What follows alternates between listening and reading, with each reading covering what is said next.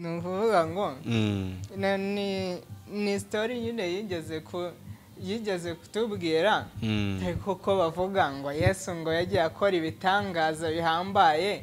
bakandika mu bitabo ngo yafashe amazi ahindura divayi kuki nanjye nta uranyandikamo kandi nshobora gufata amazi nkahindura ikigage turashyabaho turashyaze ko dushya wari watera brag igashya gushya gusa se ko ahubwo ishya ukenda no kwiruka abanyarwenya twaroroshye nk'ubu hari umuntu twariho tuganira ejo bundi arambwira ngo ni ubwa mbere umusekeje umuntu akaba amaze gukora nka performance nk'ijana ku yajana umuntu akitora avuga ati ni ubwa mbere kuva watangira gukora urwenya ni ubwa mbere unsekeje urumva abanyarwenya tutaragoye biriya dukora ni ati nyine ni ubuhanzi nk'ubundi nari nicaranye n'abanyarwenya bagenzi banjye umunsi umwe ambwira ati ariko ubundi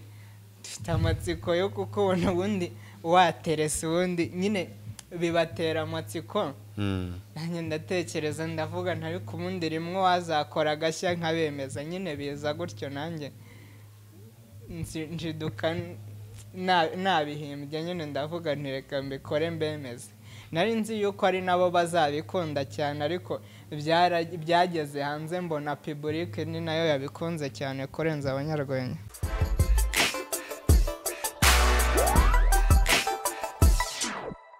What's up, ladies and gentlemen? Je suis professeur Chuchu aka Eric Stonchide Superboy Samba ntibagwe intaritatse ubwiza umwiza utagira inenge no ku cyumweru nyankora kuko apeti ya push nza propose ama equipe atiza apeti bayitupa mu matsinda abanzi ndabasuhuje n'abatanzi ntibugire ikibazo kuko nanjye ntabwo mbazi yego mumeze muterera abantu muri hirya no hino byaba bari muri East Africa u Rwanda Burundi Uganda cyane na Tanzania by'umwihariko na zanshuti zacu z'aba diaspora ntajya mbura kuvuga umunsi ku munsi kuko muri abantu b'ingenzi cyane kandi bagaciro hari ukuntu umudespora gufata akakuvugisha akagira gutya byango akana n'akanyenyeri ariko ntabwo uyu munsi wanone nta kanyenyeri kari gukora yego mwari muri ahari ko uyu munsi wanone rero nkuko muri kureba kuri kamera za Big Town TV turi kumwe n'umwe mu byamamare n'umwe mu basore bihirinze mu umwe basore baturutse kure iyo ngiyo za Nyaruguru aravuga ngo reka nze nipanga umujyi wa Kigali reka nze mwinjirire uyu munsi wanone nkukoremo byinshi byiza kandi inshaka mwajye mumenya mu makuru menshi cyane ariko muri iyi minsi afite inkuru yakadasohoka afite inkuru y'urukundo afite ukuntu aryoshye cyane ubwo n'ubukwe bwe tubwitege mu minsi iri imbere kuko uko byagenda kose afite intego ntago akiri muri babasore b'inkunda rubyino bakunda badafite gahunda kepa wagwana abanyamakuru murahinda oya se kandi none sayo makuru nge ko ntayo mfite ntumbwire ko ayo makuru nagutanze kuyamya kandi ara yawe ntayo mfite da wayakuyesa ahubwo bivugwa ko izo ari inkuru zigenda zivugwa ku imihanda kandi zikuvugwaho by'umwihariko zinatangwamo proof zigaragara bivuga ko ushobora kuba urumwe mu basore bakunda bagakundwa akazi ibyo ubwo ni ibihuha pe n'ibihuha no kubeshya ibyo ngibyo nze ko nge ntabyo nigeze mbona nta n'ibyo nzi mbese biba wowe wasohotse ntabwo ubiri inyuma ntabwo uzi ukuntu byatangiye ariko turaza kubisesengura tubimenye wari umeze neza ariko ndaho meze neza by'umwihariko hagati aho wambaye neza sinambaye neza nta byadanje kabisa rwose ego nyine urambara ukadutwika urambara ukahacanira ariko uyu munsi wa none icyangwe wateretseho bitewe n'akarere uturukamo byambanye mbese byantunguye ubwo ni ukuvuga ngo imyenda igizwe myiza bitewe n'aho nturuka oya bitewe hari ukuntu tumenyere witwa Kepa Nyirudushya mu myambarire ye bitewe n'amastage wagiye ukora performance zawe turavuga ati uyu mutipe ashobora kuba ari ukuntu agira umwambaro umwe ariko uyu munsi wa none bigaragara ko wahinduye icyangwe nahinduye roko ni ukuvuga ngo nyine ni imyenda y'akazi nk'ibisanzwe nk'uko n'abandi bagira imyenda yabo nk'uko abapadiri ubona bambara iby'umweru nk'uko abo n'abapasiteri benshi bakunda kwambara amakositimu n'iriya rero ni style yanjye y'akazi. Urumwe mu bantu bakomeje gukora amastage menshi ndetse ugatwika by'umwihariko ndetse buri kuri rwo hejuru kuva watangaza ko uva Nyaruguru ukavuga ko hari ukuntu mama wawe ashobora kuba yara nabo rumwe mu banyempano ngo rumwe mu bantu ngo bavumbuye impano yo gushigisha cyitwa ubushera ariko ngo ntabwo arahabwa igikombe. Ase koko nibyo koko iyo mpano mama warayifite? Nuvuga ngo ni story nyine yigeze kutubwira kuko bavuga ngo Yesu ngo yagiye akora ibitangaza bihambaye bakandika mu bitabo ngo yafashe amazi ahindura divayi, kuki nanjye ntawe uranyandikamo kandi nshobora gufata amazi nkahindura ikigage. Ubona n'uyu muntu utagarabona umuntu wamwanditse mu gitabo kandi ayo mateka arayakoze none uwo mubyeyi rwose bamufashe rwose abirekarame nawe bamukurikirane kuko n'uyu muntu bahindiye ibintu bye nuko uzamwandikamo kandi shaka nako ngo ikigage kikaryoha kobisha kurusha ayo mazi bahinduye nako Yesu yafashe amazi ahindura divayi ariko inywa bake iyo divayi inywa bake ariko umukecuru agira gutya avuga ati reka mpindure mfata amazi yahinduremo akagage abantu benshi rwose barakataka. Hari abantu benshi rero bakunda kuvuga ngo buriya sinzi impamvu Kepa Twika afite uburyo ategura stage ye ndetse by'umwihariko ngo buriya ngo irangofero ngo sinzi ukuntu ngo ashobora kuba hari ukuntu umupfumu ngo buriya ngo ugiye gutegura stage ngo uri performing ngo ufite ukuntu ngo umupfumu irangofero ngo yifata akayikoreraho ibintu byinshi cyane. Biriya ni ubundi nabitangiye ngira ngo nyine abantu bajye banyibuka kubera yuko iyo ugitangira urwenya hari igihe ugenda ugakoma abantu ukabasetsa ariko umuntu yajya kuvuga uti wa mwana wansekeje akabura ikintu yakwibukiraho. Ariko nyine nimba umuntu ari kuganira n'undi akavuga ati kakana kansekeje takayiti kamwe kari kambaye akagofero nyine ugasanga nyine bahise babyibuka mu buryo bworoshye. Niyo target nari mfite rero njya gutangira nkambaye ubwo nkomeje kukambara mbona n'ubundi sinakwirirwa ngakoramo ndakomeza ndakambara. Bivuze ngo ayo makuru bagenda bavuga ngo uyu mupfumu ushobora ko yagutiza kara kagofero ngo ngo kujya ngo stage hari ukuntu nyekera bavuga ngo hari ukuntu bajya bavuga ngo umukinnyi yagiye kujya mu kibuga cyangwa se nk'umuzamu ngo hari ukuntu ngahura na muganga ngakabanza akagira ibyo byinshi amubwira mushyiramo kugira ngo atagira igitego kiza kwinjira mu izamu ariko biza guto bavuga ngo na Kepa byanze bikunze wayi kubera iki buri gihe cyose yagiye kuri stage atajya shya, kuki buri gihe cyose performance ziwe ziba ziri ku rwego hejuru, kuki buri gihe cyose sinzi ukuntu babyita man in the show sinzi ukuntu babivuga turashyabaho turashyaze ko dushya. wari watera brag igashya gushya gusa se ko ahubwo ishya ukenda no kwiruka. Ni uvuga ngo abanyarwenya twaroroshye nk'ubu hari umuntu twariho tuganira ejo bundi arambwira ngo ni ubwa mbere musekeje umuntu akaba amaze gukora nka performance nk'ijana kuyajana umuntu akitora y'ijana na rimwe ati ni ubwa mbere kuva watangira gukora urwenya ni ubwa mbere nsekeje urumva abanyarwenya tutaragoye. Usibye ko numvisha ko mwari n'igihe ngo abantu babashe kumva urwenya hari igihe ngo baza bikoreye ibibazo birenze ubushobozi bwanyu. Nabyo bibaho kabisa kubera ko urwenya turukoresha nk'igikoresho ntabwo nyine nk'ubu ngubu wenda ni urugero ushobora kuba ushaka guhamagara umuntu urabizi kugira ngo uhamagare umuntu uri nk'inyarugenge uri ahangaha ukoresha telefone. Telefone yabyanze ntabwo wamuhamagara. Ni ukuvuga ngo natwe dukoresha situwasiyo umuntu arimo tukabona kumusetsa situwasiyo yabyanze ntabwo wamusetsa niba abafite ibibazo biremereye birenze brag zawe ikora nk'uko iyo telefone yakora.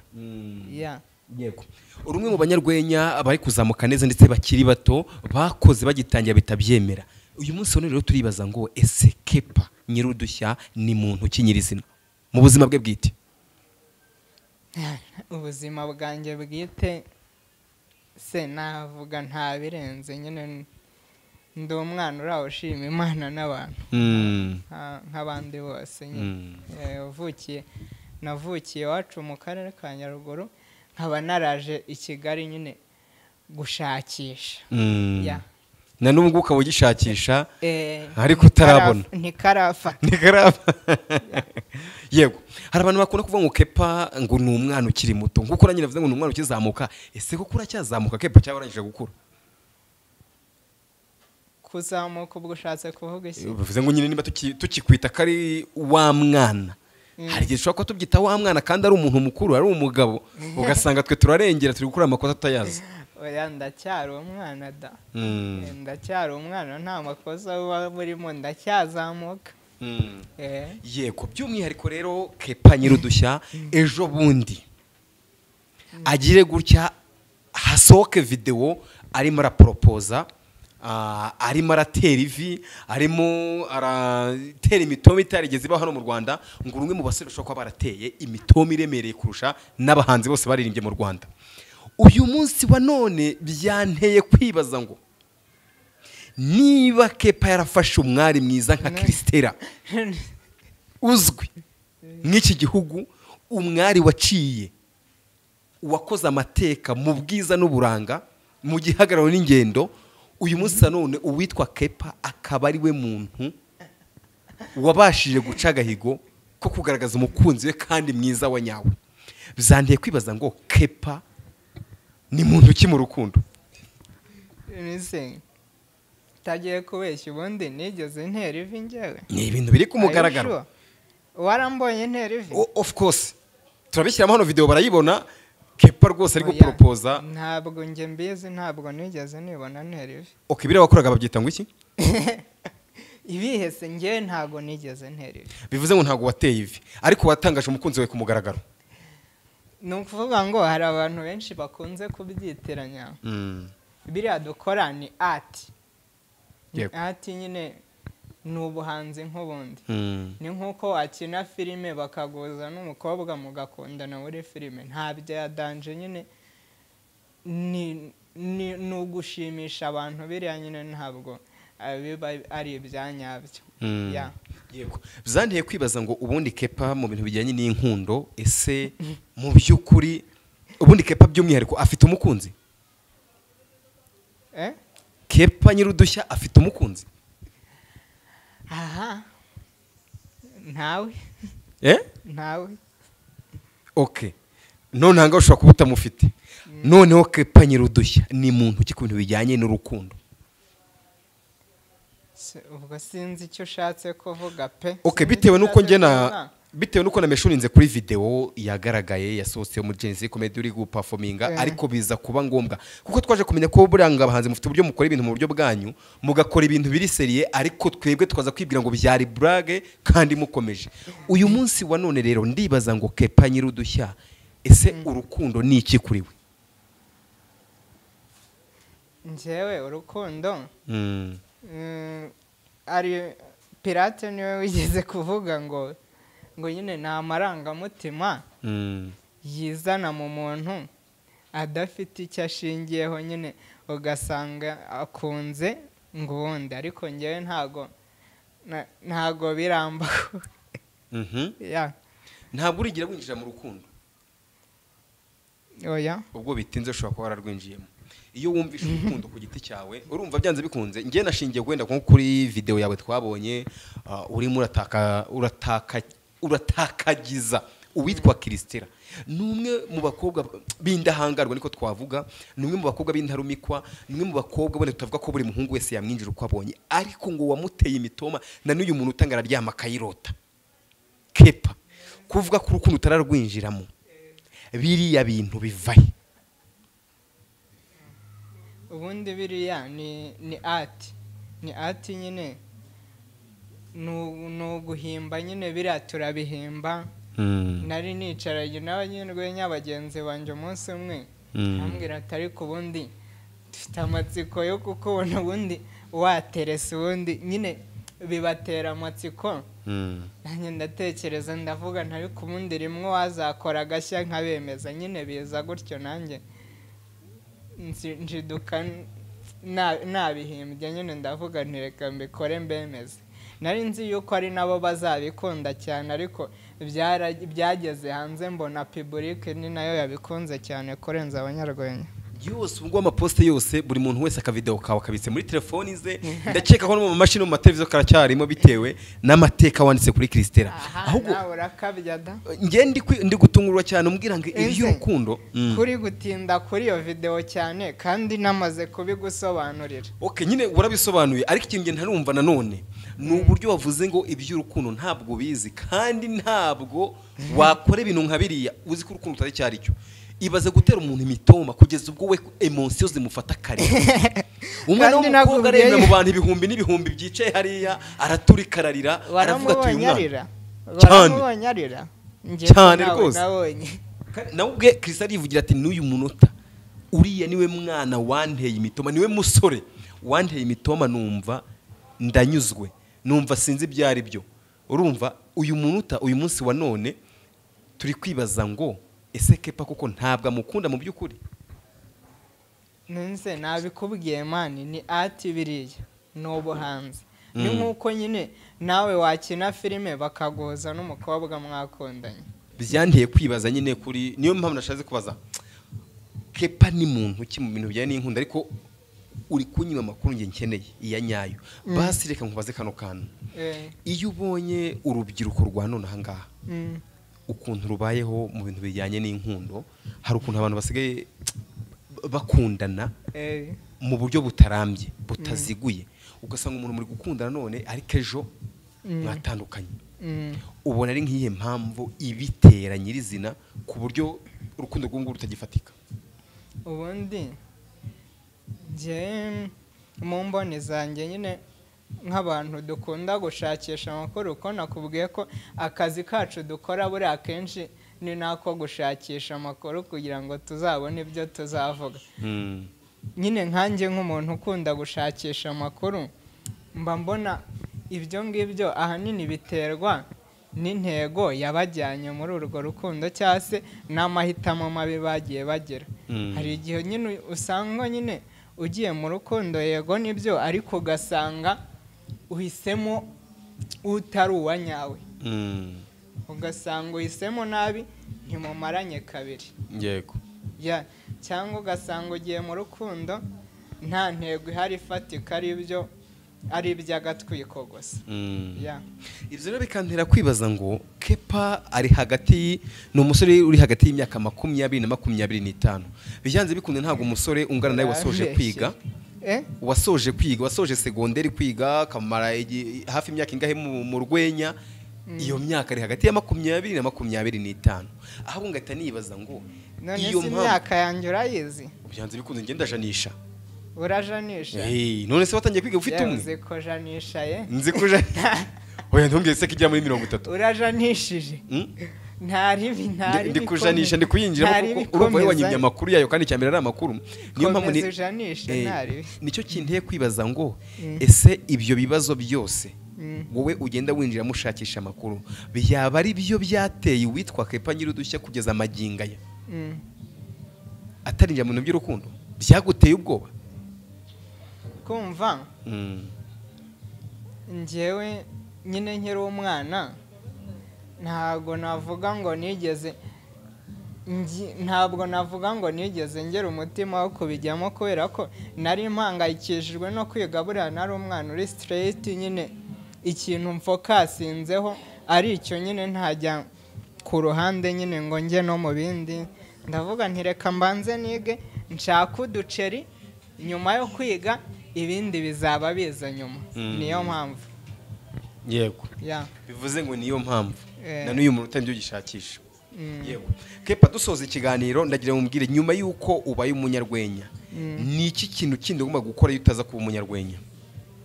ikindi kintu nari gukora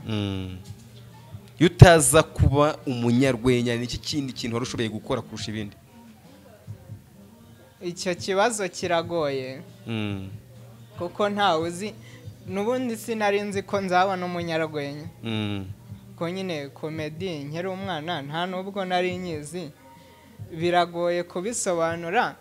ariko wenda Imana hari ibindi yari kunjyanamo ibyo byamenywa n'Imana ko hari igihe uba usanga umwana akura azi ko azaba perezida ariko yakura ugasanga abaye umumotari. Ntabwo rero wahita wibwira ngo nari kuba ndi iki. Imana icyo yakugeneye nicyo. Yego. Nihe message rero wagenera abandi bana bafite impano nk'iyawe bifuza kwinjira mu rwenya? Inama nabagira ya mbere ni ukwitinyuka bakigirira icyizere. Ikindi kandi bagashaka nyine bakagerageza gushaka strategies arizo zose babicishamo kugira ngo bazamuke. Namaze kubona bamaze kukudrapa umuntu bazaperforminga ejo bundi kuri 29. Bivuze ngo uri wa munyarwenya ukomeje guca agahigo mu gukora urwenya rwiza kandi rusekeje. Yego. Reka tugushimire cyane. Namwe ndabashimiye. Wakoze cyane kwitabira ikiganiro cya Big Town TV. Icyo nakagaruka n'ubutani tuguhamagara uzatwitabe. Yeah. Sam rakoze.